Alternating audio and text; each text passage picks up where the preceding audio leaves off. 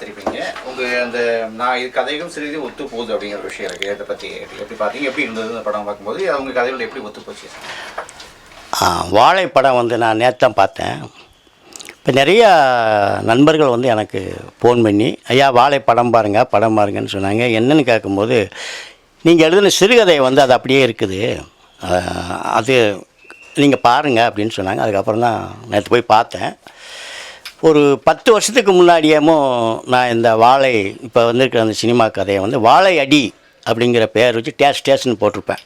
அதாவது வாழை அடி வாழையை அந்த சிறுவர்கள் இப்படி தான் கஷ்டப்பட்டு இருக்காங்க அங்கே மீனிங் வர்றதுக்காக போட்டிருப்பேன். அது என்னுடைய சிறுகதை, ஒரு 10 வருஷத்துக்கு முன்னாடி வந்த ஒரு சிறுகதை.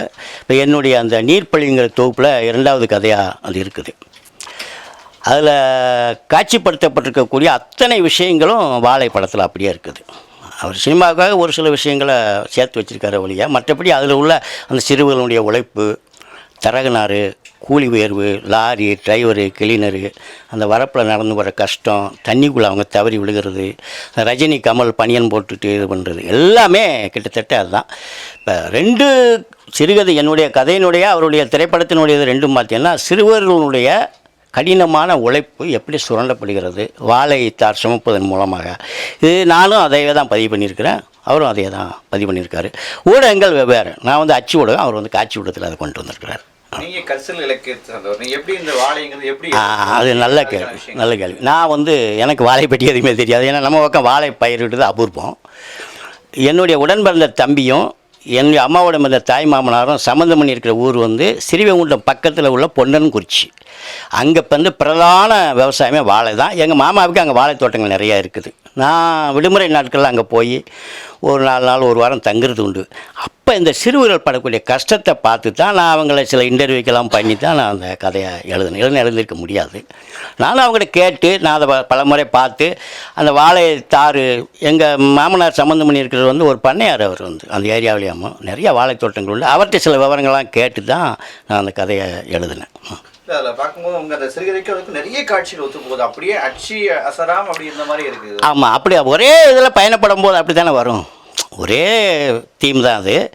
அதான் ஊடகங்கள் வேறு ஒழிய மற்றபடி அதே பிரச்சனையை தான் அவரும் கையாளுறாரு, நானும் அதே பிரச்சனை தான் கையாளுறேன். ஒருவேளை அவர் என்னுடைய கதையை படிக்காமல் கூட இருந்திருக்கலாம், அவரே வாழையும் சுமந்திருக்கலாம், அதெல்லாம் ஒத்துக்கிற வேண்டிய விஷயங்கள். ஆனால் அந்த ஒரு காட்சியை, அந்த ஒரு சம்பவத்தை அந்த பையன்கள் படக்கூடிய அந்த சிறுவர்கள் படக்கூடிய வழியிலே முதல் ஒரு உருவமாக மாற்றினவன் என்ற முறையில் நான் தான் அதுக்கு முழு உரிமையானவன். நான் அது அவர் படிக்காமல் கூட இருந்திருக்கலாம், அது ஒன்றும் இல்லை.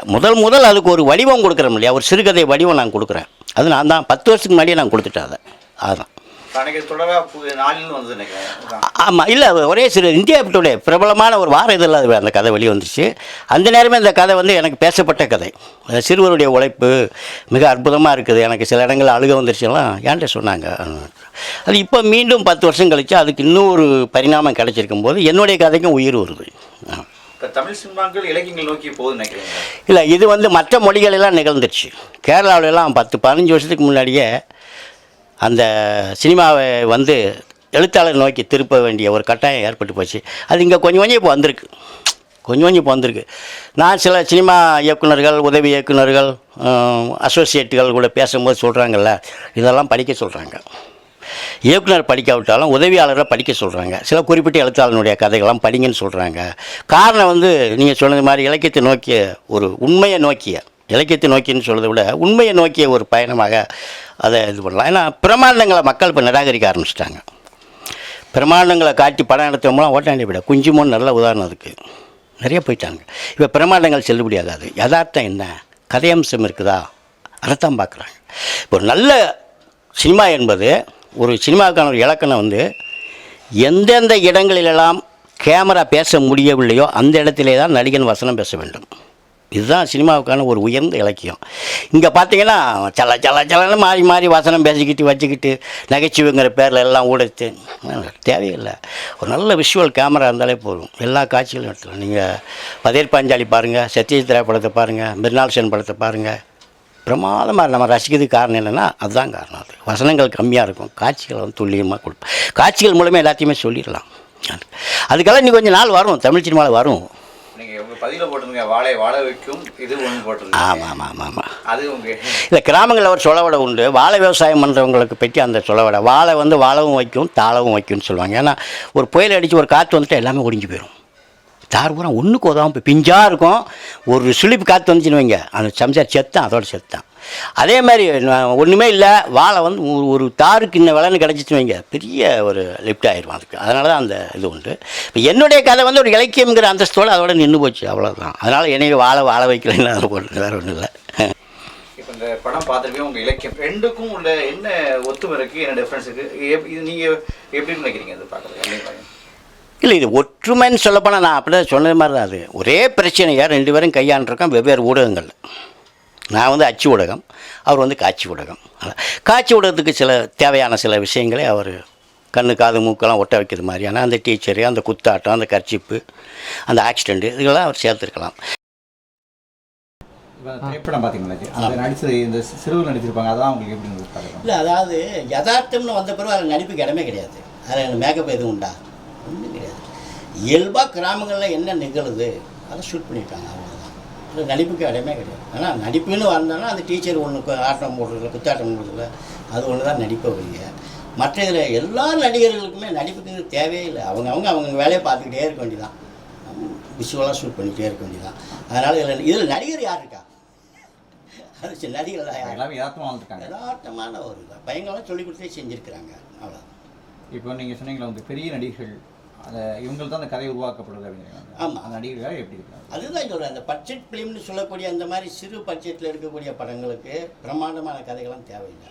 இந்த பிரம்மாண்டமான நடிகர்கள் இருக்காங்களா, ஒரு ஹீரோ இமேஜை உருவாக்கி வச்சுக்கிட்டு, நான் சொல்கிறேன்ல 3 பேர் சொன்னேன்ல, கமலஹாசன், ரஜினி, விஜய், இந்த மாதிரி ஆட்களுக்கு அவங்ககிட்ட கால் ஷீட் வாங்கிக்கிட்டு அவங்களுக்கு ஏற்ற கதையை உருவாக்குறது.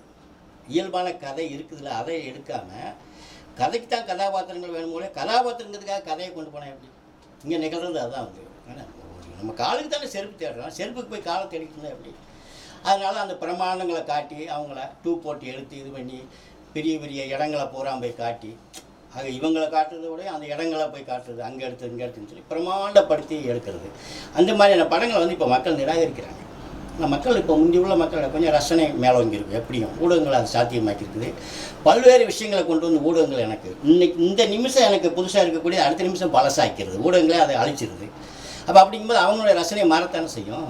அதனுடைய விளைவு தான் இந்த மாதிரியான வாழை மாதிரியான படங்கள்லாம் வெற்றி அடைவதற்கான காரணம் அதுதான் காரணம். ஏன்னா திரையில் வந்து என்னையே பார்க்குறேன், எங்கள் அப்பாவை பார்க்குறேன், என் பாட்டியை பார்க்குறேன் இல்லையா? அதுதான விஷயம். அடுத்து இன்னொரு விஷயம், கதைகளுக்காக எங்கேயும் போக வேண்டிய அவசியமே கிடையாது. அதான் ஜலாலுதீன் ரூமின்னு சொல்லி ஒரு கவிஞர் சொல்கிறாரு, இந்த உலகம் அணுக்களால் ஆனது என்று விஞ்ஞானம் சொல்கிறது. நான் சொல்கிறேன், இந்த உலகம் அணுக்களால் ஆனது அல்ல, இந்த உலகம் கதைகளால் ஆனதுங்கிறார். நீங்கள் கிராமத்துக்கு போனால் எல்லாத்துக்கும் தெரியும், ஒரு ஒத்த பண்ணை இருக்குன்னா அதில் ஒரு கதை இருக்கும், ஒரு மொட்டை கிணறு இருக்குன்னா அதில் ஒரு கதை இருக்கும், ஒரு ஆலமரம் இருக்குன்னா அதில் 5 கதை இருக்கும். அதனால் தோண்டி எடுக்கணும். இப்போ நாங்கள் அந்த வேலையை தானே பண்ணிக்கிட்டு இருக்கோம். இதை இயக்குநர்கள் செய்யணும், நீ அங்கே போய் எடுக்க முடியும் இல்லையா? என்ன மாதிரியான நல்ல எழுத்தாளனுடைய கதைகளை நீ வாசி, அதில் உனக்கு பிடித்தமானதை எடுத்து அந்த எழுத்தாளோட உட்காந்து ஸ்கிரிப்டை உருவாக்கு. இது எந்த ஏரியாவில் இந்த கதை நடந்திருக்கு அப்படிங்கிறத பார்த்து அந்த ஏரியாவில் போய் ஷூட் பண்ணு. நீங்கள் பிரமாண்ட நடிகர்கள்லாம் தேவையில்லாமல் போயிடும். பட்ஜெட்டெல்லாம் போதும், லோ பட்ஜெட்டே போதும். நீ எடுக்கக்கூடியதில் பாதி ரூபா இருந்தாலும் போதும். எல்லாமே சாத்தியமாக்கி மிக பிரமாண்டமான வெற்றி படங்கள்லாம் கொடுக்கலாம். இப்போ கேரளாவில் நிகழ்ந்துருச்சு. கேரளாவில் இப்போ வந்து என்ன ஒரு படம் வந்துச்சு இல்லை, அந்த பையங்களை வச்சுக்கிட்டு அதெல்லாம் என்ன இருக்குது சொல்லுங்கள்? எவ்வளோ லாபம் தெரியும் அந்த படத்துக்கு? அதில் என்ன இருக்குது? இப்படி படங்கள்லாம் இங்கே எடுக்கலாமே, சாத்தியம் இருக்குல்ல. அதை இன்னும் விட்டுட்டு அந்த 3 வார்த்தை சுற்றிக்கிட்டே இருந்தானே எப்படி? 3 பேர் யாரும் 3 பேர் சொன்னல, கமலஹாசன், ரஜினி, விஜய், இந்த 3 பேர் தான். அவங்களுக்குள்ள பணம் அவங்களுக்கு போயிடுது, 100 கோடி 200 கோடின்னு போயிடுது. ஆனால் ரசிகர்களுக்கு என்ன கிடைக்குது? டூப்பு போட்டு நீ படம் எடுக்கிற, இதானே நினைக்கிறது. எனக்கு என்ன கதை? என்னுடைய வழி எங்கே இருக்குதா? என்னுடைய பெயின் அது இருக்குதா? என் பையனை என் மேரைக்கு படிக்க வச்சுட்டு வேலை இல்லாமல் கஷ்டப்படுறதுனால தான் நான் அங்கே ரசிக்கிறேன்னா இல்லையா? இந்த 3 பேர் செய்யக்கூடிய வேலையை ஒரு நல்ல கல்லூரி மாணவர்கிட்ட கொடுத்து அழகாக செஞ்சுட்டு போயிடலாம். பெரும்பாலான விஷயமே கிடையாது. இந்த 3 பேர் திரையில் என்னென்ன செய்கிறாங்களோ அதை எந்த ஒரு கல்லூரி மாணவர்கிட்ட கொடுத்தாலும் அற்புதமாக செஞ்சுட்டு போயிடலாம். இதுதானே நினைக்கும். ஆனால் அவங்களுக்கு ஒரு ஹீரோ இமேஜை உருவாக்கி வச்சுக்கிட்டு அவங்கள இது பண்ணுறாங்க. அவங்க வந்து இப்போ ஒரு என்டர்டெயின்மெண்ட்டுகள் அவங்க, ஆனால் அவங்க அரசியலுக்குள்ளே வர்றாங்க. அதை பாருங்கள், இப்போ மக்களை எவ்வளவு இதாக இடம் போடுறாங்க பாருங்கள். நான் சொல்லுறதெல்லாம் சினிமாவே கிடையாது, ஆனால் உன்னைய நான் பார்க்க வைக்கிறேன், நான் கோடி கோடியாக சம்பளம் வாங்குகிறேன். இப்போ நான் உன்னை வழிநடத்தக்கூடிய பவரை கைப்பற்றுறதுக்கு அரசியலுக்குள்ளேயும் வரப்போகிறேன். என்டர்டெயின்மெண்ட்டுக்கு என்னங்க அரசியல் தெரியும்? சொல்லுங்கள். அவன் நம்மளை சந்தோஷப்படுத்துறவன், நம்ம முன்னாடி கூத்தாடுறவன், நம்மளை மகிழ்விக்கிறவன் தானே. அவனுக்கு என்ன திட்டங்கள் தெரியும், மக்களை பற்றி என்ன தெரியும், மக்கள் பிரச்சனை என்ன தெரியும், இதெல்லாமே தமிழ்நாட்டில் தான் சாத்தியமாக்கிட்டு.